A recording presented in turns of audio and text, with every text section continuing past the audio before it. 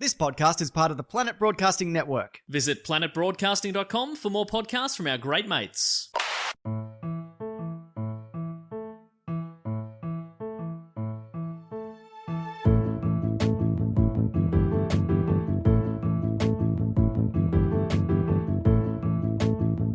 Hello and welcome to another episode of Do Go On. My name is Dave Warnicky and I'm here with Matt Stewart and Jess Perkins. Hello, Dave. Hello, Jess. Hello, Matt. Hello, Dave. Hello, Matt. Hello, Jess. What fun. We are here hanging out, having a great night. It's Saturday night where we are. Don't know where you are in the world, but it's Saturday night We've here. done a few Saturday nights lately and we're having a real good time in here. Yeah. It's very late on a Saturday night. Saturday night fever basically creeping in. Yeah, which Fran Drescher had a small role in. Fun fact. You know that because we did a Patreon bonus episode on the nanny last month. Exactly. Oh, man. That's still probably one of my favourites of all time. Show, not your report. It was horrendous. But the show. No, the report brilliant. was fantastic. I hate the show, but I love the report. Yeah, so A that's little angel and a devil on my shoulder like here. the yin and the yang. Oh, but I lied. I also love the nanny. Anyway, yes, we are here. It's Saturday night and we're ready for some fun. Absolutely. Before we get into the fun, though, we've got to tell you that Brisbane show is 1 week closer than it was last week. Yeah, that's Tickets true. are selling, which is fantastic. We appreciate the people that jumped on board early. August the 11th at the Zoo, which is not a zoo, but a venue in Fortitude Valley. Had Hugely disappointing. A few for people us. asking if the primates will be there. Sadly, probably not. Oh, yes. At the I show, see. because we are not at the Brisbane Zoo. I'll be there. Yeah. And we are all primates. Yeah. That's true. Did you notice that someone also asked if we picked Zoo because it looks like 200? Yes. Yes, we did. We do that kind of thing. Yep. That was we are- 100% on purpose. We could not find a venue called 200 Yeah. episode. Do Go On 200th episode is not a popular bar name.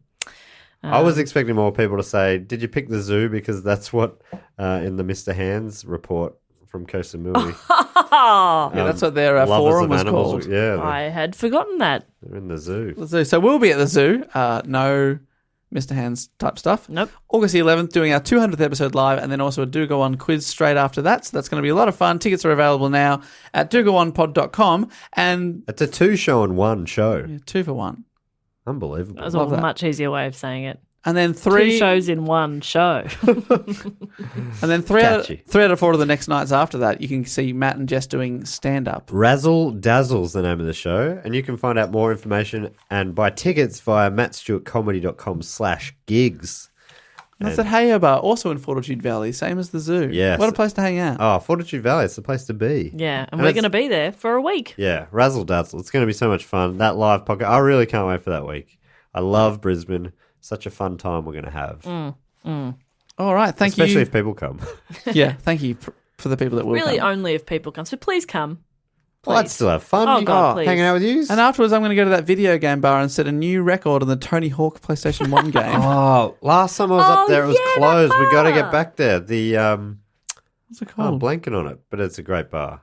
Yeah, we'll go back. Yeah, good fun. Good fun, that place. All right.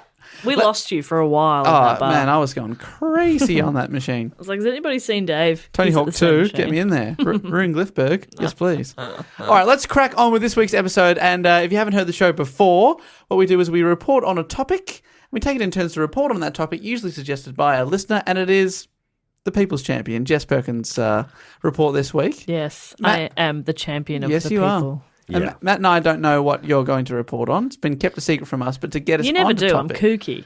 Yeah, I know you're always covering your laptop. Don't look! Don't look! Don't copy me.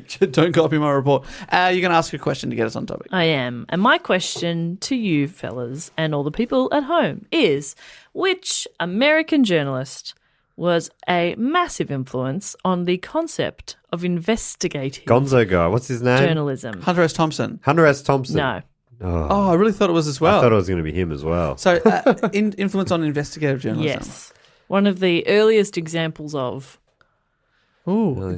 I think. Are we likely to have heard of this name? Is it Jesus? Maybe. Maybe you would How have. early are we going? Biblical times? Is it Johnny Journalist? It's 1800s. Is it the guy who plays Superman? you Clark Kent? He plays Superman. Clark Gable. Well, that's the interesting thing. Is Clark Kent the secret identity or is Superman? Think about it. Who's the real one and who's the fake? In a way, both. Yeah. That's know? beautiful. Thank you. Poignant. Well, you're wrong in your assumption of he. Oh, it's a dog. an animal detective journalist. Okay. Okay. I'm trying to think of American. So you said American. Yes. Early, what are we? 1800s? 1800s. Oh, I have no idea about American 1800s. It's pretty journalists. great. I've put this up to vote a few times, and it's always just missed And out. they finally took the hint, did they, on the Patreon and voted for this? Well, no, because this is my choice, so I got to pick it. Oh, you took your own hint. Did you take this out of the Jack the Hat McVitie? It is out of the Jack the Hat McVitie. Have you heard of Nellie Bly? Oh, maybe. I think not. No, I'm Pretty thinking of amazing Nellie story. White, the Melbourne comedian that Dave did a show with years ago. Actually, the person who was meant to be the co-host of this That's podcast. what I first I was asked. trying to. I'm like, why am I connecting her to you, Dave? That's right. Oh, it's because she was meant to sit in this seat. But her name's Really? Nellie All White. those years ago, I asked her first. if You she- asked her first. That's right, but she was already doing another podcast, she told me, so she didn't want to commit to Yeah, about to another wine one. and cheese, I think. Yeah. I remember listening to that. I did Funny not stuff. know other people were asked before me. Well, then I asked Matt, obviously, Oh, okay. This is pre-Matt. and then we asked you. Okay, So yeah, you're I'm really alright on the then. third choice here. Wow. Yeah, you were the first person we asked. Once it was me and Dave. Yeah, But before it was me, Dave asked Nellie. right. Nellie was in for a bit, but then she couldn't. And Dave, I was the second choice. You were the third choice. I'll take it. Best choice I've ever made, but Nellie Bly. Nellie Bly. So this has been suggested by heaps of people, actually. And like I said, I've put it up to vote in the past, and I think maybe even a couple of times, because I think I pulled her out again for one of those like second chance. Oh, I love a second chance Love vote. a second chance vote. So fun. And each time she's just missed out. So this time I was like, I want to look into it. So it's been suggested by Simon Dick, Adam King, Bridget Amble. Are you laughing at Adam King? No, Simon Dick. I know, dickhead. I'm joking.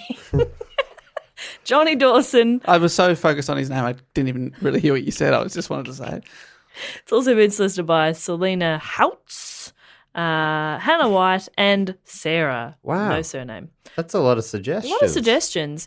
And For something I've never heard of. the reason it triggered into my mind again is that on Stan, that streaming service, they have a season of Drunk History, and I was a bit hungover one day and just wanted something easy and funny to watch.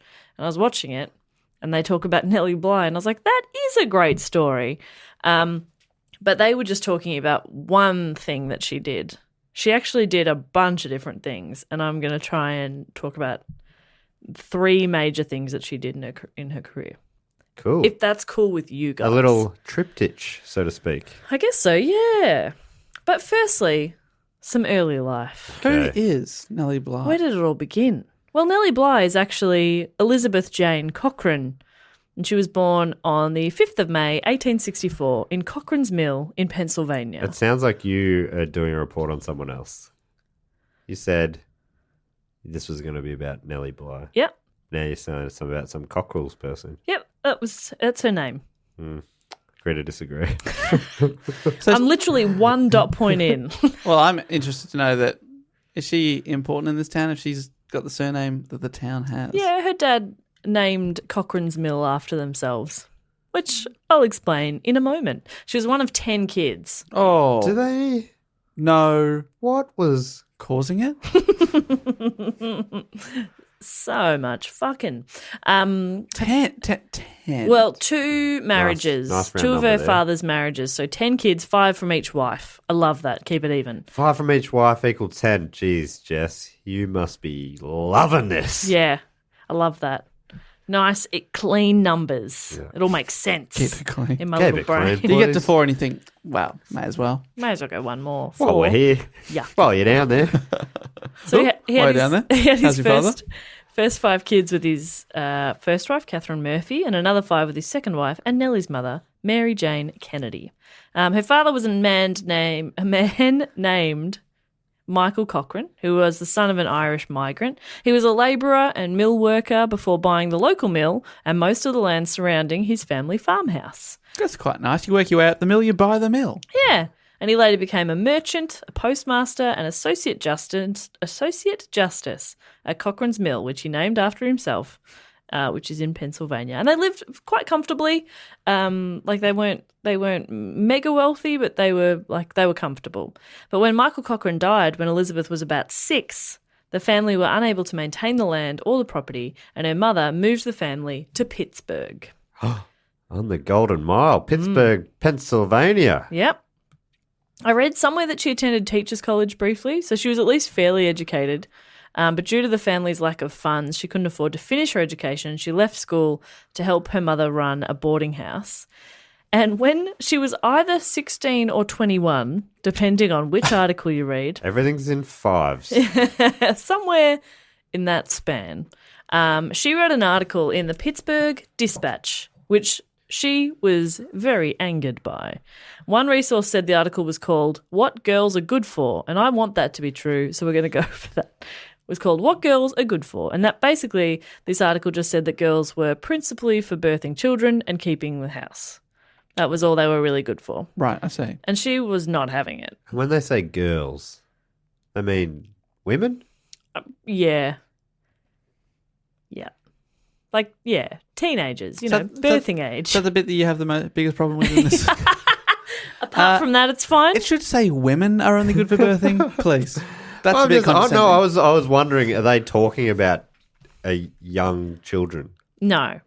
Well, it's not about young children aren't having children. Yeah, when I say young, I mean teenagers. Yeah. As an old man, teenagers are young. This is the children. late 1800s as well, so marrying Are you saying very it was young. a different time? It was a different time. Okay. They'd all be very old now. Yeah, Yeah. they're all dead now. Big Oh, time. that's sad. This story just got sad.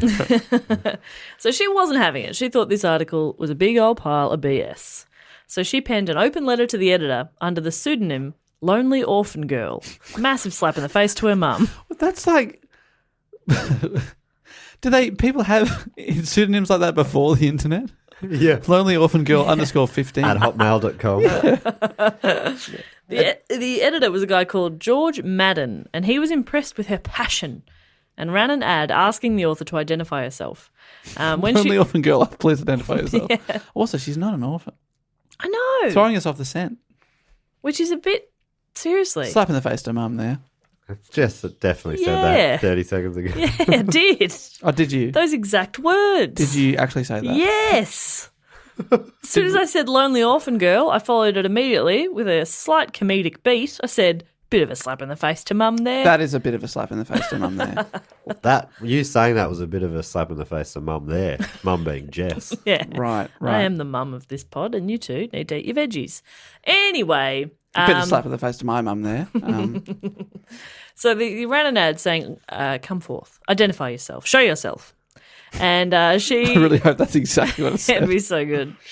She got in contact, she introduced herself to him, and he offered her the opportunity to write a piece for the newspaper, again, using the pseudonym of Lonely Orphan Girl. Her first article for the Dispatch... People are crying out for the Lonely Orphan Yeah, Girl. they're like, is this a child needing a family, a home? Why did she use the pseudonym if she was pretty happy to be found? And I guess Yeah, I don't know. I guess she still just didn't want her identity. Yeah, and she probably fraudulent. didn't realise that the editor would actually be like, do you want a job? Yeah. Right, yeah. So now she's writing articles, she's been given the opportunity to write an article. So the first one she wrote was entitled The Girl Puzzle, and it was about how divorce affected women. In it, she argued for reform of divorce laws, and Madden was very impressed again and offered her a full-time job as a regular columnist. So she's got a gig. Good stuff. It was quite customary then for female newspaper writers to use pen names, and the editor suggested Nellie Bly. But what I don't get is, A, why you're using a pen name? To protect your identity, I suppose? Yeah. But I also thought a lot of like female writers way back in the day would write under a man's name, but this is just a different woman's name. Yeah, I think maybe in this instance, because I imagine at the time some of the stuff she's writing is quite controversial. Right, okay. So maybe you are distancing yourself from those opinions that a lot of people probably were not ready to hear at the Cool. time. Yeah, I suppose that makes sense. Maybe, yeah. I But I tried- think she's already got a great pseudonym. Lonely Orphan Girl 15 is... So good. Yeah. How do you top that? Nellie Bly. It's fine. So she wanted her writing to focus on the lives of working women, and she wrote a series of investigative pieces about women factory workers. And the factory owners weren't happy with this and complained to the newspaper, and Nellie was reassigned to the society pages, also known as the women's pages, to cover fashion, society, and gardening. You know, the things women want to read The big about. three. Big three. Don't worry yourself with news and politics and yada, yada, yada, yada. Here's how to make a delightful apple pie. Yeah, and I know it is. I know it's a bad and backward and stuff, but I'd love that to be my life. Writing about...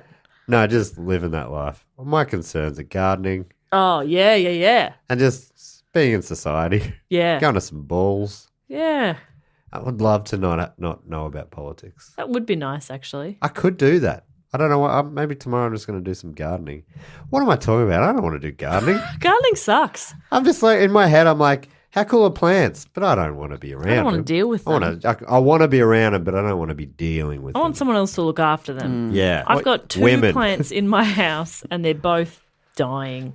Yeah. And I could probably do something about it, and it's too much effort. There's 2 pot plants on the windowsill right in front of me when I'm doing the dishes. And I'm just looking at them slowly wilting, going, jeez, if only there was another way. I'm standing at a tap. Yeah, I could water them. It's such a short run to get water into them. Anytime my parents were gardening and they'd say, do you want to give us a hand in the garden? I tried to be a pretty helpful kid if they asked for help, but with gardening, I would just be blatantly like, fuck no, I do not want to do. I will sit on this couch where I can see you gardening and I will watch you sit out there in the heat. I'm going to watch TV this entire time. I found weeding pretty satisfying. If you get right out by the roots, that was pretty sweet. Yeah. I'll water with a hose from a distance. Okay. But From anything, the couch inside, through the window. anything complicated, no thanks. Anyway, That's a bit of slap in the face to Mum. I'll never own a property and have a garden to tend anyway, so it's Fair fine. So anyway, she's writing for the society pages. And yes, this is the norm for female journalists. But Nellie grew increasingly bored. Still at the age, she was only 21. Or 16. By this time, I'm pretty sure she's 21. She went to Mexico as a foreign correspondent. She was determined to do something no girl has done before, which, spoiler alert, she'll go on to do a few more times. She spent about 6 months in Mexico reporting on lives and customs of the Mexican people. And her dispatches later were published in book form as 6 Months in Mexico. They were very creative with titles. She's so book smart. 6 months in Mexico. Yeah. How does she think of it? I don't know I how like they do it. That's a headline. I'm listening. I don't know how they do it. I'm reading. You got my attention. It's also so weird that she's just writing about the Mexican people. I find that kind of weird, like she's observing animals in their natural habitat. She's like, Right. oh, yeah, look at this is what they do. But I suppose back then travel was less common, so it probably was a lot more interesting to hear about different cultures. I just get Well, I a mean, bit of culture. There is a very famous magazine called National Geographic that does exactly that. No, I know, but it's more, true, I guess. It probably goes back to 1800s, does it? National Geographic? Yeah. It's pretty old. Anyway. It's a bit maybe it's more like clickbaiting, that. the title, don't you think? 6 months in Mexico. Oh, yeah, great. You click on it, and it's not even 6 months. Yeah, top 10 things to do in Mexico. Yeah, great.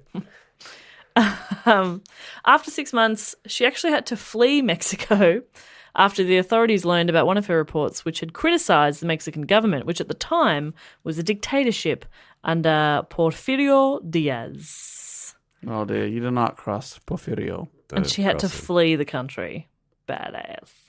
So she's back in the States. She's back to the Pittsburgh Dispatch. And, of course, she's reporting on hard-hitting stuff like theatre and art. And That sounds great. I know, just to be able to, look at some art. But the annoying thing would be that it's not her interest, and it's just based on her gender. Very annoying. Exactly. If that's what you want to write about, dream job. Yeah. Sick. But she's like, I'm bored by this. Like that snooty guy from Frasier. Remember him? No. He was all about. He used to just do that stuff. I want to be him. That's a great life. But not for Nellie. Nellie goes, I want to be a snooty guy. Do you think I could do it? Do you think I could pull it off? No. If I use a pseudonym. No. And I just start writing in, and I write a bit more snooty than I would otherwise. No. Okay, hear me out. No.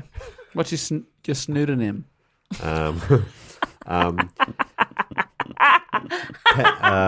Fuck you. Laugh at Dave's joke. That was very Is that good. good? Is that good pun word? That was, is it a pun? Yeah. I think I'd call myself Pheasant P. Frithemfrop.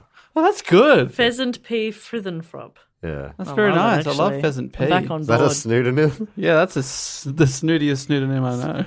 Oh, Patreon section at the end. Let's do snoodonyms for everyone. Yeah, great. I hope we don't forget between now and then. There's a chance. It's possible. Anyway, so she's back to writing theatre and art, and she thinks, nah, fuck this. So in 1887, she leaves the Pittsburgh Dispatch and heads for New York City. Oh, the Big Apple. City never sleeps. She's 23 at this point. She takes off for a new city, wanting to write some real stories. It took her a few months, but eventually she talked her way into the office of New York World, the newspaper published by Joseph Pulitzer, of Pulitzer Prize fame. Oh, I just like the idea it took a few months to talk her way into the office. She was at the door for 3 months. on! Please let me in. Honestly, Please. no, come on. Please. I won't leave until you let me in. Greg All right? Pulitzer's like leaving every night, walking past. Sorry, we'll see you tomorrow, I guess. She's still there in the morning pleading. Come on. Oh, morning, Mr. Pulitzer. Let me in? No. Thank Please. you. No. No. So she talks her way into the office and she impressed them enough to leave with an assignment. And this is her writing later. She says, I was asked by the world if I could have myself committed to one of the asylums for the insane in New York, with a view to writing a plain and unvarnished narrative of the treatment of the patients therein. That is cool. Yeah. I imagine those places would have been no good back then. They were like, they had a bit of a, there was rumours about their treatment of people in them, but nobody had really sort of looked into it properly. Isn't it wild? Yeah, Oh, these people have been treated awfully. apparently. We haven't looked into it. Yeah, that's That's what what I've I've heard. heard. But, hopefully it just gets better. Surely it can't be that bad. So neither her nor the editors had a clear plan of how they'd get her out of the asylum once she got in. But nonetheless, she got to work. Firstly, she had to get in, so she went and took a room at a boarding house called Temporary Homes for Females. She used the name Bly Brown and began questioning and imitating the women who seemed most insane to her. Okay. So she's just like, okay, you look crazy. I'm going to copy what you're doing. And then questioning them too. Yeah, and she stayed up all night so that she sort of had that wide-eyed, dazed look. She practiced looking crazy. She started doing overnights on radio. Yeah, it'll drive you mental. Wait a second. So she's there. She's living in this house. She'd make accusations to the matron that other patrons were insane. She'd refuse to go to bed. Eventually, she'd scared enough people of the other patrons that she was taken by the police to a local courthouse where she was examined by the police, by a judge, and by a doctor. And all she said is, I'm not crazy. They're all crazy. And they went, okay, All she wanted was a Pepsi. I know what to do. So they sent Bly to Bellevue Hospital, where she got a taste of the suffering to come, as hospital inmates were forced to eat spoiled food and live in squalid conditions. Oh, God. I mean, doesn't sound like they're going to get better, does it? It just gets worse. So eventually, after a few assessments, she was diagnosed with dementia and other psychological illnesses. She was sent by ferry to Blackwell's Island in the East River. It's now known as Roosevelt Island. It was changed in the 70s. And she was taken to the Women's Lunatic Asylum. It was originally built to hold 1,000 patients, but it was crammed with more than 1,600 people when she arrived in the fall of 1887. So they're overcrowded. They're understaffed because of massive budget cuts. There were 16 doctors on staff. That's 100 patients each. Maths! That's pretty good. pretty Pretty good. good math. Thank you so much. I'm so glad it was an easy number. But yeah, so they're wildly understaffed and the conditions are disgusting. So according to biography.com, Bly quickly befriended her fellow inmates who revealed rampant psychological and physical abuse. Patients were forced to take ice-cold baths and remain in wet clothes for hours, leading to frequent illnesses. They were forced to sit still on benches without speaking or moving for stints lasting 12 hours or more. Some patients were tethered together with ropes and forced to pull carts around like mules. Why? I know. For what purpose? Exactly? What are you achieving there? Apparently, I think I read somewhere else that it was like the patients they deemed the most dangerous. They just tied them together. That'll That's sort itself smart. out. Yeah. Put the dangerous ones together in very close proximity. It's very strange. It's old ideas about medicine and stuff are always, Yeah. it boggles the mind. The mind, it boggles. Yeah. It's just so crazy it might work. Actually, to me, it sounds a little bit like the lunatics have taken over the asylum. This is still from biography.com. It says, food and sanitary conditions were horrific, with rotten meat, mouldy, stale bread, and frequently contaminated water dished out. Those who complained or resisted were beaten, and Bly even spoke of the threat of sexual violence by vicious, tyrannical staffers. So it's completely fucked. Once she was in, she abandoned any pretense at mental illness and began to behave like she would normally. She went completely normal. And the hospital staff seemed unaware that she was no longer insane and instead began to report her ordinary actions as symptoms of her illness. Right. So they're just completely oblivious. What a nightmare. This sounds like a psychological thriller / horror movie. And at what Awful. point do you reckon she thinks, oh, shit. Yeah, I'm in trouble here. This is too much. Because it's so gross. And bathing them, it would just same bath water, just buckets of cold water over the top of them. It was awful, disgusting. And after 10 days of living in these conditions, her employer managed to secure her release and she left the asylum. So she was only there for 10 days, which is still an absolute nightmare. You'd be panicking that the boss isn't going to come through for you. Yeah, they're not going to be able to. They're going to leave you in there. Oh. Because I imagine it's very difficult to convince them, hey, actually, I'm a journalist. Yeah, because anything you say, they're like, okay. Work for Joseph Pulitzer, so is that okay? Yeah. Oh, that's great. What a wonderful job you have. Yeah, back in the ice bath. Yeah, Of course exactly. you do. Yes. So what came from this experience was a series of articles for the New York World, later compiled into a book titled 10 Days In Mexico. in a Madhouse. Oh. 10 Days in a Madhouse. What? So this is a pretty groundbreaking type of story then. Yeah, massive. Undercover. That sort of undercover, really immersive investigation was not common at all. So a lot of people, including doctors, were perplexed about how she managed to fake her way in.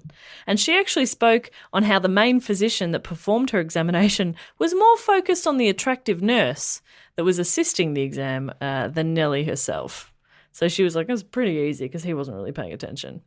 A lot of medical professionals tried to explain how she tricked everyone, but her reports actually resulted in a massive investigation into the conditions of the asylums and resulted in an enormous budget increase. I read a few different numbers, but somewhere between $850,000 and $1 million.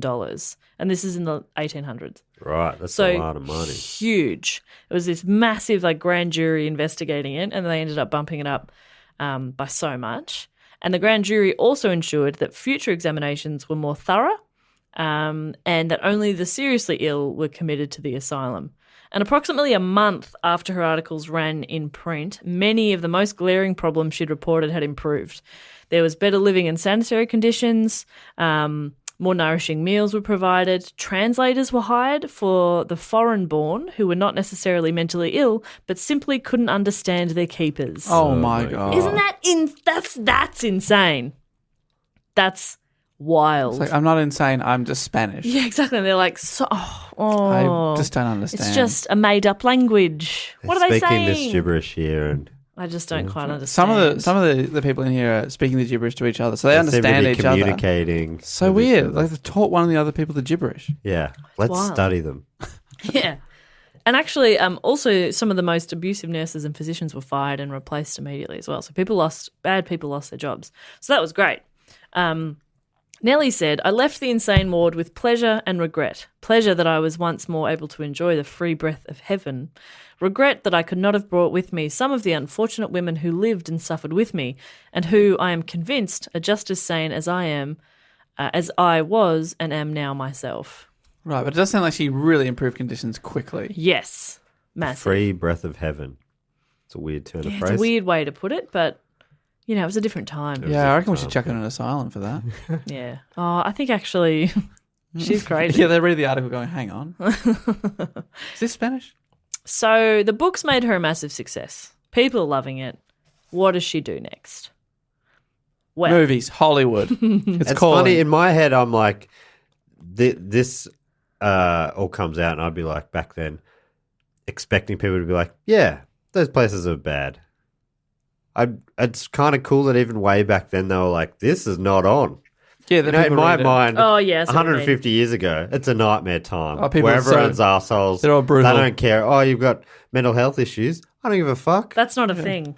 Yeah. Yeah, I've got But it sounds dysentery. like there was. I mean, at least it shocked people and they made it better. Yeah. Yeah. It's huge, really exciting. So now she's looking for something else to do. Well, about 15 years earlier, a French author by the name of Jules Verne had written a little book, Dave, called... 300 meters under the sea. 20,000 leagues under the sea? No. Around the world in 80 days? There we go. Around the world in 80 days. And Nellie, being who she is, That is suggested... a very similar naming style. Yeah. It's a simpler time. It's everything is a place and an amount of time. That's how every Pretty good at it. article was named back then. Well, Nellie suggested that she put that time frame to a test. She was like, I can do it faster. And her editor resisted, saying it wasn't something a lady would be capable of. Oh. A lady. And Nellie said, well, that's fine. You send a man and I'll go to a different newspaper and they can send me and we'll see. And they went, okay, yep, you can do it. So they gave in and Nellie took off on her journey on November 14, 1889 on board the Augusta Victoria. Apparently, all she took with her was the dress she was wearing, a sturdy overcoat, several changes of underwear, smart, and a small travel bag carrying her toiletries, and that was about it. She also had most of her money, which was only £200, in a little bag tied around her neck. She is a dog. I was right in the first. She's a Saint Bernard. Shut up. I'm saving that twist for the she, end. She took her collar. Yeah. Flea A medication. leash for walkies. So, yeah, one dress seems like a wild idea. Yeah. And do you think she took 80 pairs of underwear? No, you'd have to wash, surely. Oh. Never wash on holiday. Take one for every day. Dave, we were on tour for like 3 weeks. Took 21 pairs, baby. Do you have that many pairs of underwear? Actually, yes. It's a problem. It's a problem. I've got a problem. Anyway, so unbeknownst to Nellie, she had some competition. Oh, Phineas Fob. No, well, that's who she thought she was racing. She was like, I'm racing the concept of time. I'm racing a fictional character. But the same day she left, Cosmopolitan magazine sent one of their riders on the same journey, but in the opposite direction. What? Oh, well, they're going to do something in their sealed section. Yeah, it was like the hottest sex around Europe. Around the world in 80 positions. Fuck, that's so good. That's so good, and it's definitely something they've done at some point. 100%.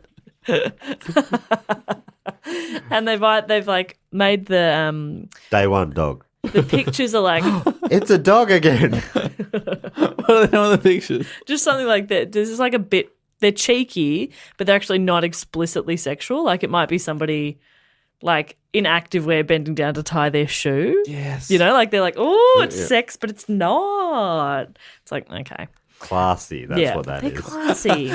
That's class. The woman that was chosen was Elizabeth Bisland. She was the literary editor of Cosmo. And apparently she, day-to-day, she revelled in gracious hospitality and smart conversation, both of which were regularly on display in the literary salon that she hosted in her small apartment, where members of New York's creative set gathered to discuss the artistic issues of the day. She was a socialite. She was, like, good-looking. She was, that's what she did. And that's totally fine. So her editor asked her to race, and she said no, because she had guests coming for dinner and nothing to wear on the journey. But eventually she agreed. It was also said that she had no desire to do it because she knew that it would, like, it cultivate some notoriety. She knew it would be, like, a big deal and she didn't want the fame. She didn't want that attention. On a cruise. Yeah, she was just like, no, I'm happy with what I'm doing now. Sounds like she was living a pretty good life. Living a pretty Throwing good life. some gardening, bit of weeding, Oh. and I'm in heaven. Well, she's got an apartment, so maybe not much of a garden space. Thou breath of heaven, or whatever that Yes, weird- that's sweet heavenly breath. Yeah, that's sweet heavenly breath. But her editor convinced her to go, so on the same day that Nellie left, she left, going the opposite direction. Uh-oh. Into space. Yeah, so it She was just started digging. Uh-oh.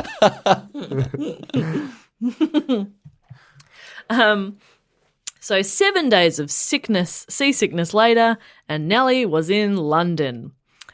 She took a train to Paris, and she went and met Jules Verne himself. There was a train to Paris from London in the 1800s. Yeah. Bloody.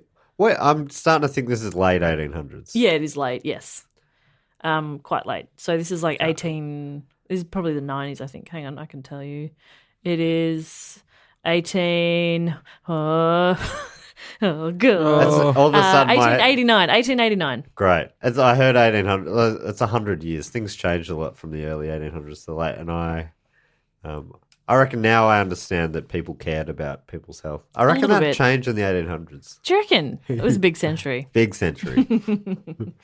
How cool that she met Jules Verne. She went and met Jules Verne. Apparently, I think he invited her to come along. She was like, you know what? I'm ahead of schedule. I'll go meet Jules frickin' Verne. So she did, and he wished her luck. And he apparently said, if you do it in 79 days, I shall applaud with both hands. Yeah, Jules. Yeah. He goes solo on 80 days. I don't... He's like, yeah, that's how you clap. I will But thank applaud you. with both. So you're using too many words, What's that mate. mean? Yeah. I know you've got to fill out the pages in your dumb books, but Typical writer, hey? Not good with word economy. yeah, the doc on Back to the Future is a big fan of Jules Verne. I think he named his kids Jules and Verne. True story. Verne Back to the really Future. took one for the team. Day one. So she continues through Europe and on to Egypt, blissfully unaware that she's in the middle of the competition. What? She doesn't know? She has no idea. No one's telegrammed ahead or anything? Nah, no idea. My goodness. So she's just cruising along. I suppose if they could telegram, that person could easily set the record because they'd be catching up to her on her journey. Yeah. Yeah, I don't know. So she continues on. Both Nellie and Elizabeth are sending back stories that are making the front pages. People are following their journeys. Kind of like it's viral. It's 1890s viral. People are loving it. Nellie's editor began taking bets on when she was going to arrive home down to the minute. And they also reprinted accounts of Bly's journey from papers in countries she'd visited. So, like, even where she's going, people are writing about it. And then they're reprinting those stories back in America as well. So it's pretty wild. And she arrived in Hong Kong on Christmas Day and reported to the office of the Oriental and Occidental Steamship Company. The Transmoriforgium. That's it, yeah. So she was setting her date. She was like basically going to set up a ship to go to Japan. And there, the man in the office told her she was going to lose her race. This is the first she's heard of any race. She's thought, do you mean against time? Is that what you mean? Well, I've got exactly what she wrote. She says, lose it? I don't understand what you mean, I demanded, beginning to think he was mad. Send him to an asylum. Aren't you having a race around the world, he asked, as if he thought I was not Nellie Bly. Yes, quite right. I'm running a race with Time, I replied. Time? I don't think that's her name. Her, I repeated, thinking, poor fellow, he's quite unbalanced. Yes, the other woman. Yeah, Time is clearly a man. The other woman. Father Time. She's going to win. She left here 3 days ago. So Elizabeth Bisland's gotten to Hong Kong 3 days earlier than Nellie Bly has. No. The one who had dinner plans. Yeah. Yeah, well, she's got to get back for that. They left the same day, but she's gotten to Hong Kong 3 days earlier. What? So probably, I'm guessing that seeing as only one of them knows it's a race, that's a fair advantage. You know what I mean? One of them's just going, I just got to make it in 80 days. I'm going to enjoy Well, it. you've got to make it in less than 80. Yeah, no That's worries. easy peasy. I'm on track. I'm having a nice time while I Someone do else it. is going, I'm racing this other person. Yeah, I'm not going to stop and enjoy anything. Yeah. So Nellie's pretty shocked to hear that Elizabeth was racing, but she pushed on.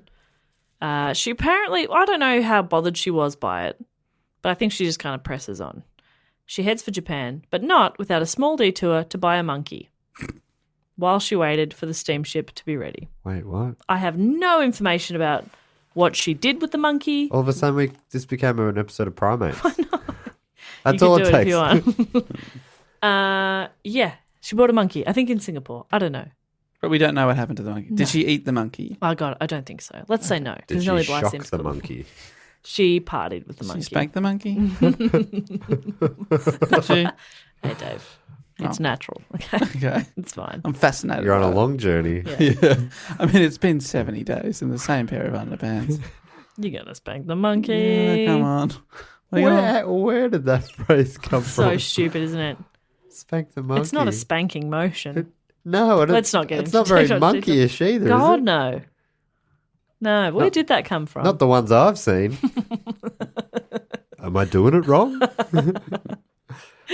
Anyway, so through a stroke of luck, Nellie had a very smooth but long trip across the Pacific to San Francisco, where she Now with a monkey? No, I don't know where the Okay. monkey is now. I love that you added that detail. Of course, I read it. I was like, "That is wild." But I couldn't find much else on it, so I was like, "It's still going in," because she bought a monkey. She bought a monkey. She only had £200 with her. How do you buy a fucking monkey? That seems like an extravagant purchase. Yeah, that An seems like you unnecessary can't eat item. the rest of the week. Yeah. You've blown your budget. Anyway, so she gets back to San Francisco. She's greeted in America with huge celebration. But Does that count? no, because she's got to go back to where she left. So That's she's got what to I go back thought. to New York. So she's not done, but she's back in America. The newspaper chartered a single-car train to speed her across the country. A trip that she said was one maze of happy greetings, happy wishes, congratulating telegrams, fruit, flowers, loud cheers, wild hurrahs, rapid handshaking, and a beautiful car filled with fragrant flowers attached to a swift engine that was tearing like mad through so many fucking flowers in this scented, flower-dotted valley and over snow-tipped mountain. It was glorious, a ride worthy of a queen. So she's having the best time. So she completed her journey, arriving back in New York on January 25th, 1890, having done it in 72 days. Whoa. Hell Smash yeah. it. But where is the other woman? She's dead. That would be cool for the story. No, it'd be bad for the story. Yeah, It would sort of please. put it down. She got a on monkey, Nellie. but the monkey bit her and she died. No, she did make it. Nellie had somehow beaten Elizabeth Bisland, who arrived 4 days later. Wow. that's a Still big- beating 80 days Yes. quite Yeah. comfortably, but not beating Nellie motherfucking Bly. That's actually so Did- cool. Maybe someone didn't charter her a single carriage train for the last Yeah, that chunk of the probably journey. helped. She had to walk the last 4 days. Yeah. Well, apparently it was later discovered that although Bisland had arrived in Hong Kong first, she had missed a connection to her ship and had to instead take a much slower boat, which added a lot of time for her. There was one in Drunk History, but it's also Drunk History, so how much can you really take from it? But they kind of thought that maybe, or maybe it's been said somewhere and I just didn't read it, but it was like she gets to Hong Kong and the person there's kind of a Nellie Bly fan. It was like, nah, you missed your boat. You have to get a different one, and put her on a slower boat, Right. which I'd like to believe just because that's fun. So she comes back, and much to Elizabeth Bisland's dismay, she arrives home famous as well. Oh, no. She's like, fuck. But unlike Nellie Bly, who promptly began a 4-city lecture tour, Elizabeth Bisland fled the attention, lived for a year in Great Britain, and she never spoke publicly about the trip again after that first day. So she gets Wow. back, she's like, okay, this is my trip, and then she doesn't talk about it again. She's like, I don't want the fame. What happened? Very on that similar trip? to Booney last week. Yeah, not wanting to talk Didn't about wanna it. talk He's about like, it. No, that was just my thing. It's my journey. This is another wild journey, Bob. Yeah, it is, and if only I'd thought about it earlier. No, this deserves its own episode. Yeah. This all came about because as a child she wrote a letter to the editor. Yeah, exactly. Amazing. And she's not done. That's what's wild to me. She's already done all this. So how old is you? Oh, was she born she's again? 26. Yeah, right. No. She's 26. And she's been around the world in 72 days. 72 days. Back in this era. So Nellie Bly's journey was a world record, but only for a few months because it was beaten not long after by a man named George Francis Train. His name's Train. He had an advantage. But so she broke the record. Massive. And yes, she's He 26. was actually a train. Yeah. So to be fair, some of the cross-ocean stuff was hard, Yeah. but But some of the land stuff was easy. So incredibly it really easy. balanced It out. balanced out. Did she get in a hot air balloon at all? God, that'd be cool, but I don't Like think Jackie so. Chan did on the film. I can't think of any of his movies. Rush Hour. Rush Hour 2. Okay. Can you edit out that gap? Yes. Make it sound like I was Can real you fun. increase that gap to about 2 minutes? Of him going, That's about how long it was, isn't it? Why can't I think of any other? My Jackie brain Chan is not working. He's at the in moment. lots of movies. Earlier, I couldn't think of. I was trying to say naming convention, and I think I said something like the naming vibe thing or something like that. I've been. I battling. don't know if you said that. I think you thought that. You thought that? I didn't even say it No. right. And before I said day one, didn't mean anything. Yeah, I noticed. I was like, you just went day one, and then went, oh, I don't know. What? Out of context? Yeah, I said it. I said We're talking something. about Jules Verne. Yeah, I said yeah.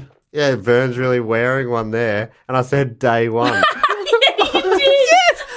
You two were so polite about it. I thought it was a joke that I just didn't get. Me too. Yeah, I was I like, said, yeah, Vern's taking yeah. one for the team there. Shit name, whatever. I said, yeah, day one. I'm like, I don't know if I should bring this up. I don't know why I said that. I mean, you could have got away with it and then you brought it up That- anyway. Look, this is the most embarrassing thing since I repeated Jess's joke. Oh, man. Word for word, 10 I seconds mean, up. I'm doing the report. You should probably be listening to me today at some point. all right, I know day it's a one. nice change for you, Day one. but try to listen. Anyway, day one. Let's see where we go. Do you have any idea what you were trying to I say? don't know. Day My one. brain let me down there. It obviously thought something. It thought it had something. And it didn't. It's very late at night. You've been very sick. Okay. I'm giving you a couple of excuses there. Thank you very but much. Day one. Day one.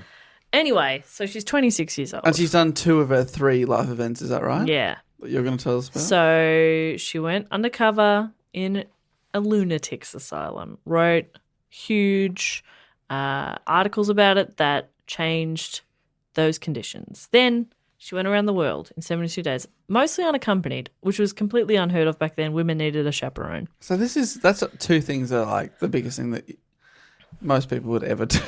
Yeah. Yeah. She's not done. I know. So 5 years after she completed her world tour, she married millionaire manufacturer Robert Seaman. All right. Married him for the joke. Seaman. She was 31. He was 73. Whoa. That's quite a gap. It's a bit of a gap. His loved ones were a bit suspicious. They were sure that she'd married him for his cash. No. She doesn't seem like she. Why Nah. would she? No, it doesn't seem like that at all. One magazine, though, even wondered if it was an example of her stunt reporting. And they're like, oh, that she's makes sense to me. she's pretending to be married and then she's going to write about it. She's like, like what's to- like the fucking old girl? The inside story. the working balls are saggier than. Do they really go to the toilet 9 times in one night? Find out in this article. Yeah, she's working for Cosmo now Day one. Day 1 of marriage. to an old man. He smells. And he forgets a lot. Yeah, so, but they seemed, relatively happy. It was just a regular marriage. Love knows no age barrier. It is Anyway. quite late. It is It's quite so late. Fuck. Heaven's breath. I'm nearly done. But when Robert's health started to fail, What? Why? because he's old as shit. No. By Is this time- 70s by this older time shit he's- back then. Well, by this time he's close to 80. Yeah. They had like several years of a perfectly normal life together. But then as he gets a bit older, his health starts to fail a little bit. So she retired from journalism and succeeded her husband as head of the ironclad manufacturing company, which made steel containers such as milk cans and boilers. So she's looking after the company. And she's killing it. She's doing really well, running the business. Robert passed away in 1904. They'd been married for 9 years by that time. And Nellie continued to run the company with great success. In business, her curiosity and independent spirit flourished. I read that and I loved it.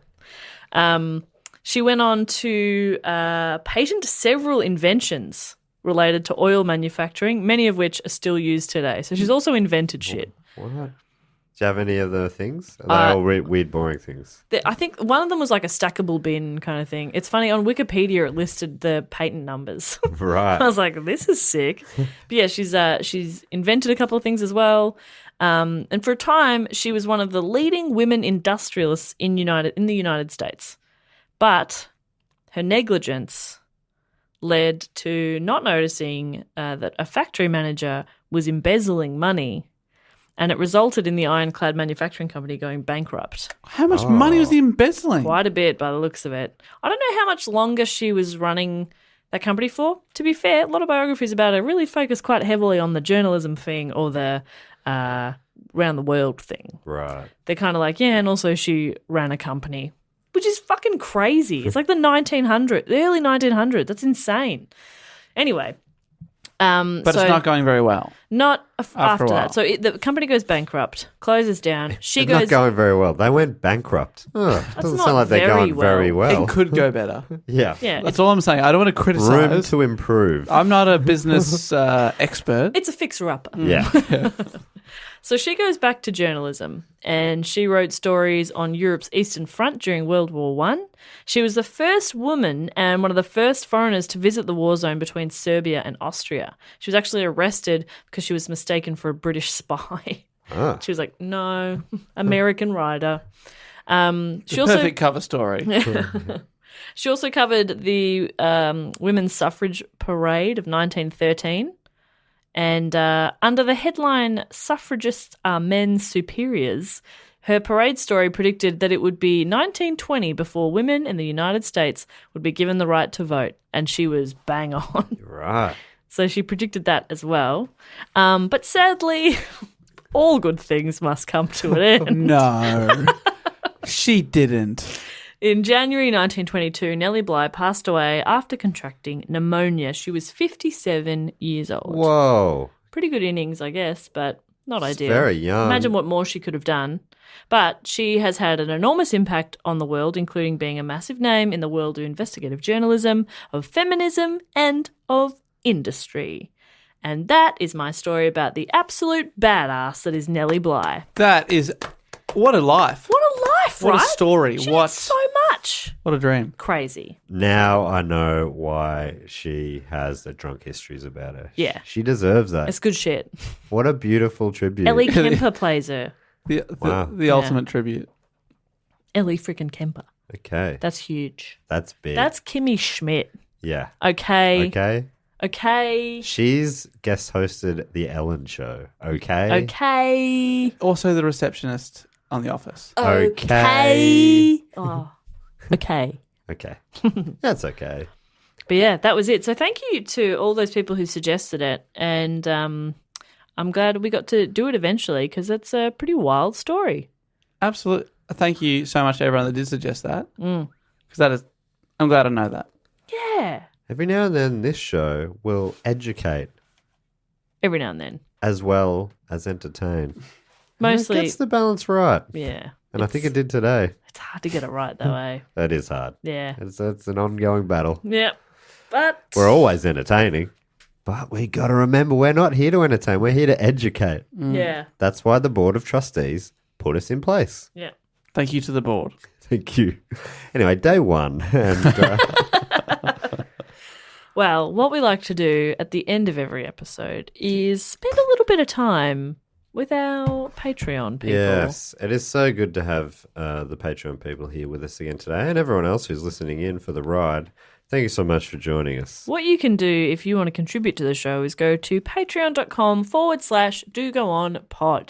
And there are a bunch of different rewards. You can get bonus episodes, shout outs. And one thing we also like to do is if you are on the Sydney Scheiberg Rest in Peace level, you can submit a fact, quote, or question. That's right. That's what we're going to do right now. Yes, and this week, fact, and much like last week, I believe, looking up my list, it is another Jacob. This week, Jacob Giron, or Ooh. Giron. G's tricky. G could be anything. Yeah.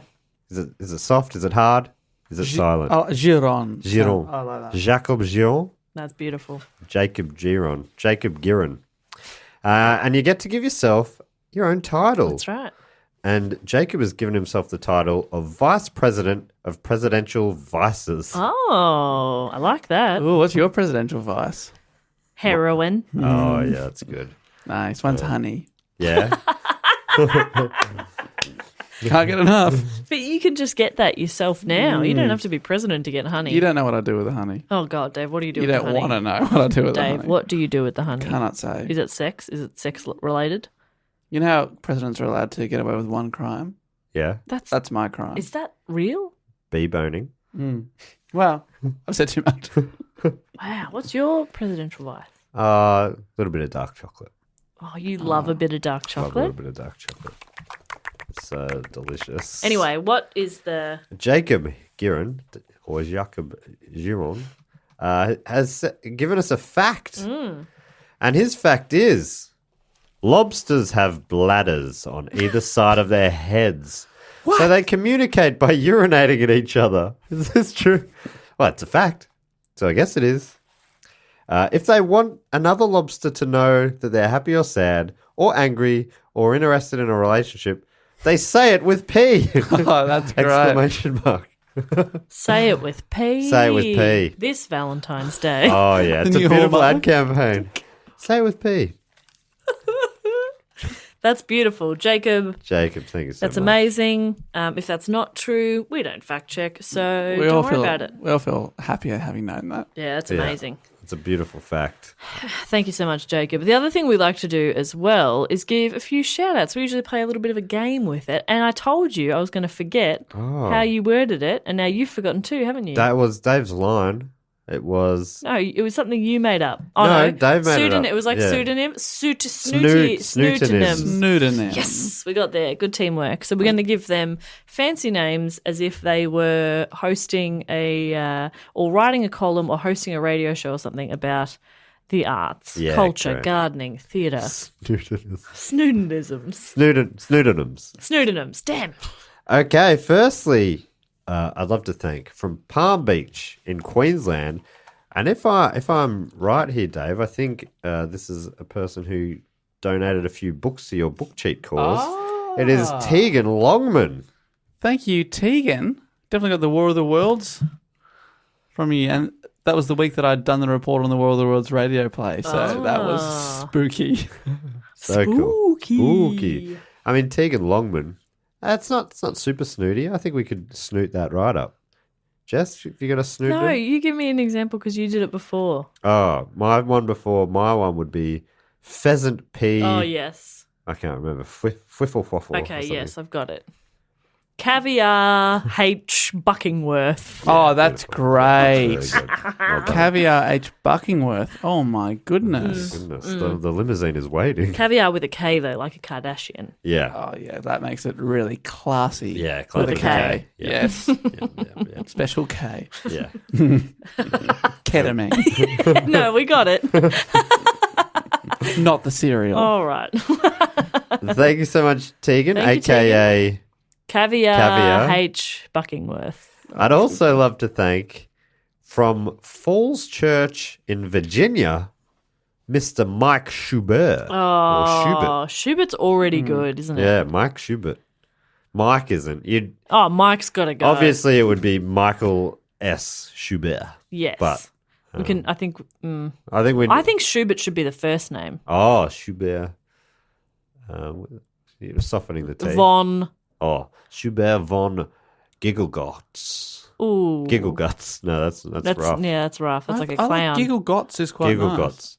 Schubert Von Gigglegots. von Giggleguts. the second. The second. Yes, thank you. there Yes, it is. We got Yes. it. We got it. Teamwork. Beautiful. Thank you so much, Mike. Schubert. All the way from Falls Church, Virginia. Amazing. Thank you so much. Can I Dave. thank some lovely people? Jeez. Maybe we can class these people up a little bit. Even though they're already top shelf, we're taking them from top shelf to... Off the shelf, behind the counter. Yeah, oh, my goodness. Where the good stuff's kept. Oh, yeah. In a cabinet, or you have to get a staff member to get a key out. Oh, there's a key. There's a key. I hate that. Honestly, I won't shop there. I'm like, Yeah, so made fuck. me talk to someone. It's even just like at the liquor land up the road, like even the cheap, shitty vodkas behind. I was like, I don't want to talk to someone to say, can I please have that? And then, oh, yuck. No. No.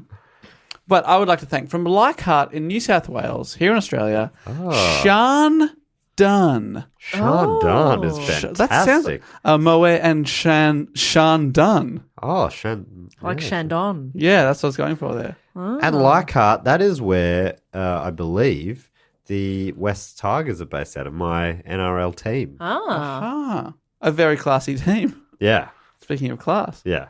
Okay. Well, I would like to Tigers.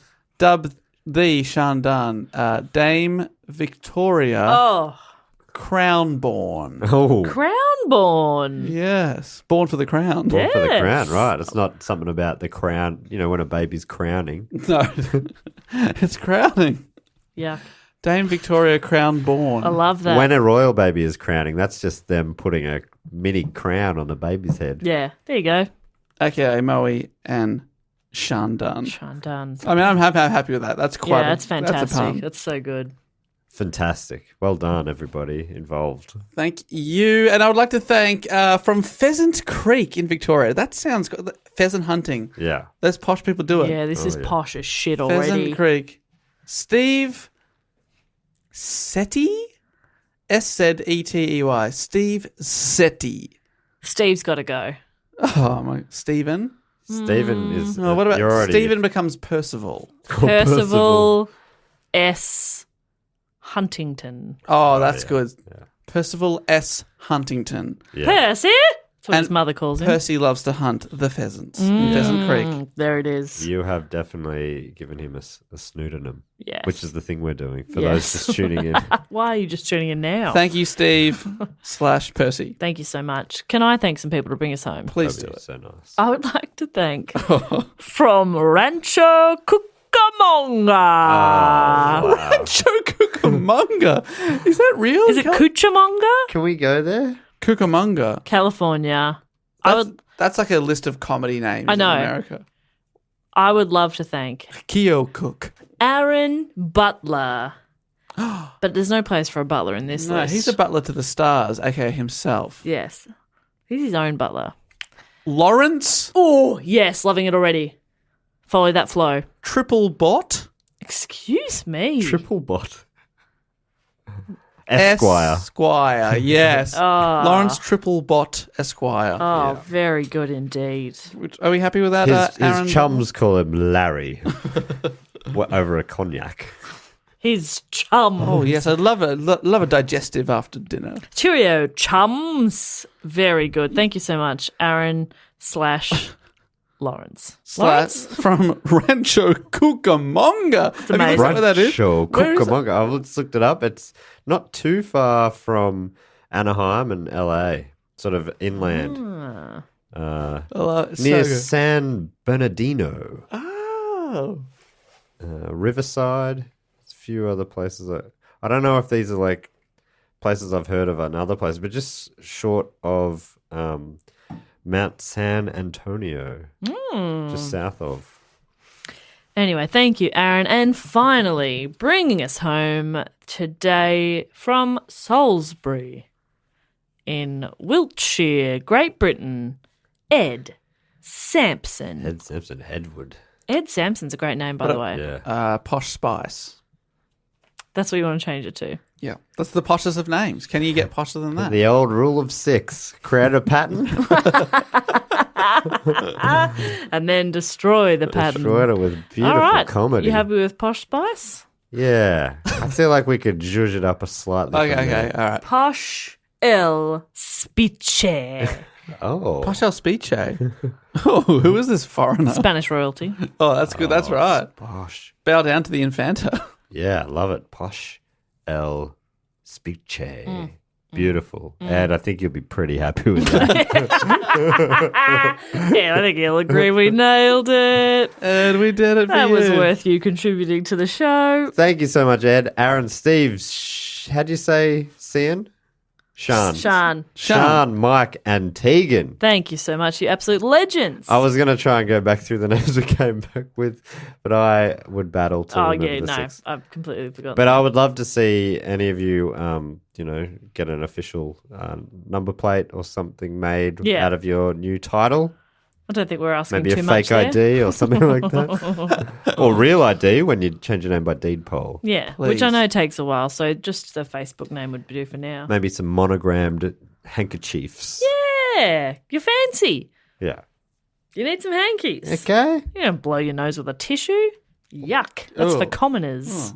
Peasants. Anyway, but if you would also like to be a Patreon and contribute a little bit to the show, again, you can do that at patreon.com/dogoonpod. And in exchange, we'll bring you up society's We'll ranks. bring you up. We will bring you up. We'll raise parent you. Yeah. We'll Yeah, yeah. raise you. You'll have 3 parents. It'll be confusing, but worth it. I don't know. I didn't tell you this, but a couple of weeks ago when I was doing the Patreon reads on my own, I may have said that if someone contributes enough, we will keep you alive. You will not die.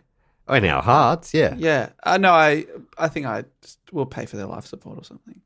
Ah. We will. Yeah. What does that mean? If they support us enough, we'll support them back. When they die, we'll keep them alive.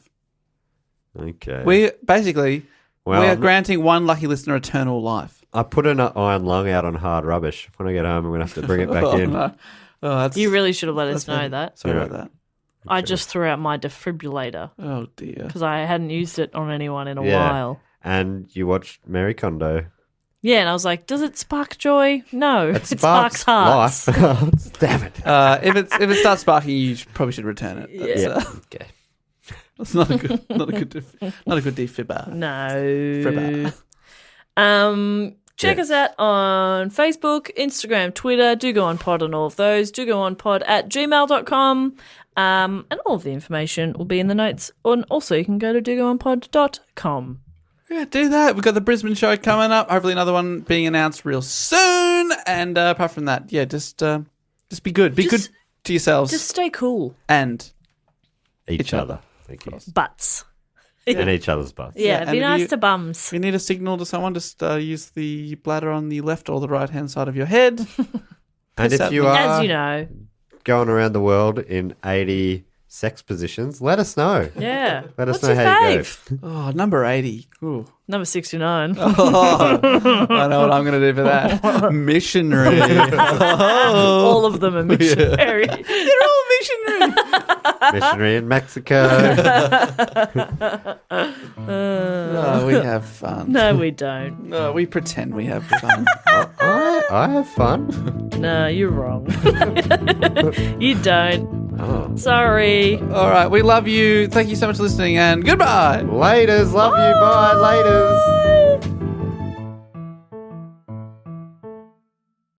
This podcast is part of the Planet Broadcasting Network. Visit planetbroadcasting.com for more podcasts from our great mates. I mean, if you want. It's up to you.